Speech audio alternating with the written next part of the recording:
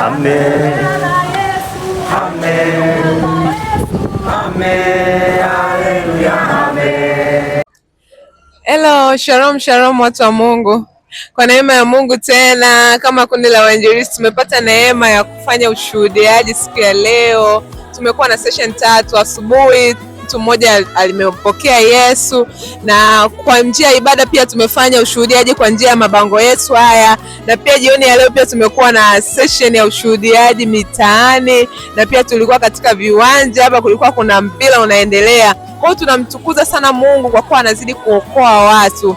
Hivyo basi nikukaribishe wewe ambaye Yesu amekuokoa na amekupa neema ya kupokea neema hii ya uzima. Utumie fursa hiyo kuambia wengine na kuwatangazia wengine. Usikubali ukabaki na ule uzima huo peke yako. Kwa hiyo Mungu akubariki sana, na Mungu akusaidie wewe mama, wewe baba, wewe kijana kuweza kutangaza injili kwa watu wengine. Mungu awabariki.